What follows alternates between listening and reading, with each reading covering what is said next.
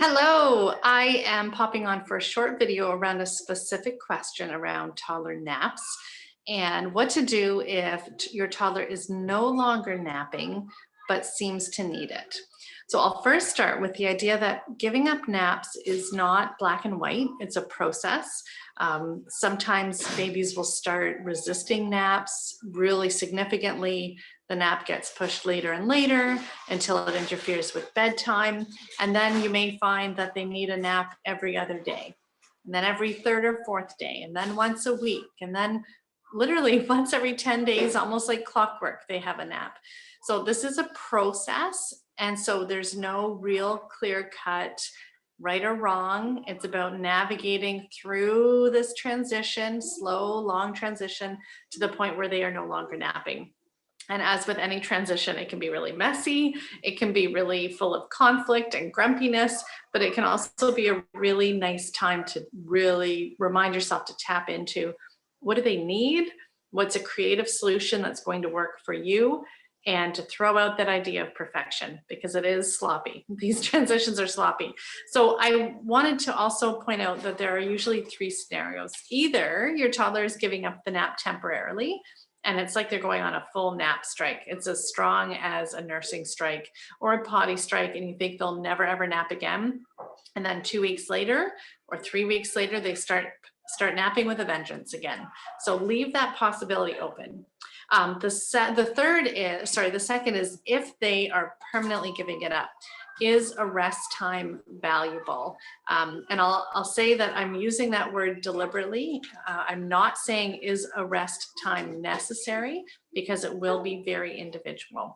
So is a rest time valuable? Well, it's sure valuable for us, especially if there's younger siblings in the mix, or that coveted period of time in the day where you get some alone time to either rest yourself or catch up on something, check email. We need it, even if they don't. So let's assume that they have given it up. It seems rather permanent and fixed, but they are super grumpy by the end of the day.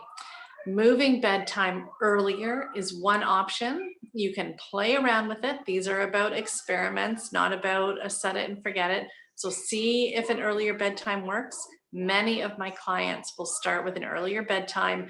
Their toddler sleeps through and gets up at the same time that they usually do. So they're just getting more nighttime sleep for now. And then eventually bedtime would push a little bit later as their sleep needs drop. So that's scenario one if they still need the nap. The second scenario is if they, where was I going with this? So they still need it.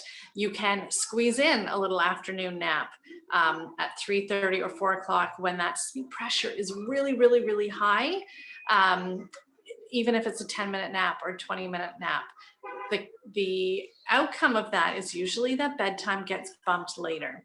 So doesn't always fit well with families, but sometimes families can roll with that, knowing that as the nap starts to be weaned, that nap bedtime interruption or relationship is going to end, and bedtime will be pulled back to its normal time, or a time that's slightly later because sleep needs are down. So if things are ballistic at 4 p.m. and it is clear that getting through a day without naps is a miserable mess, then do a stroller nap, especially if the weather is good.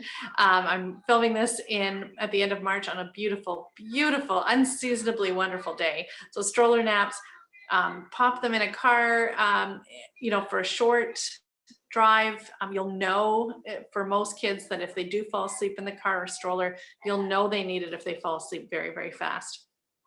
The other thing that you can do is do a stroller or car drive in the middle of the day, so that it's all about releasing or relieving that sleep pressure to be able to get through to bedtime.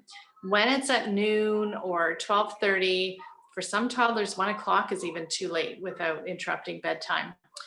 Pop them in the stroller or the carrier if you've got a back carry, or the car for a short nap. It can be 10, 15 minutes. It can be 20 minutes. For some kids, they can nap for 30 or 45 minutes and they're good to go without interrupting bedtime sleep. you'll need, again, to experiment and see what works for you. And it's all about taking the pressure, the sleep pressure off. So you're reducing that sleep pressure to get through to the evening and bedtime when circadian rhythm is saying it's time to sleep and sleep pressure is saying it's time to sleep.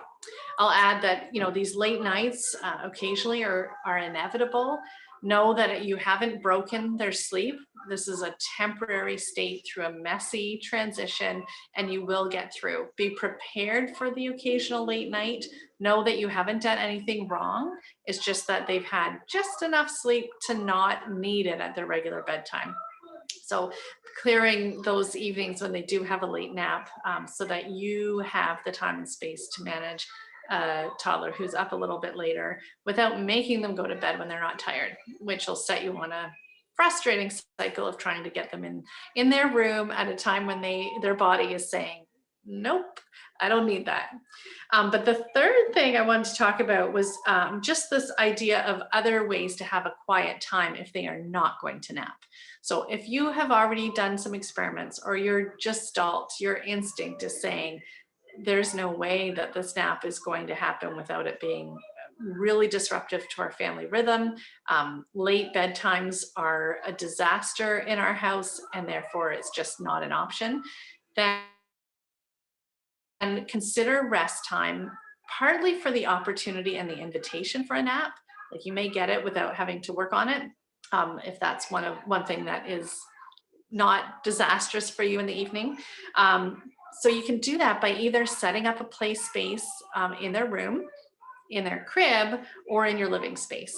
And it really depends on temperament, whatnot for your kiddo. A lot of toddlers still need you there for play. They want you to play with them. They're not really comfortable playing on their own.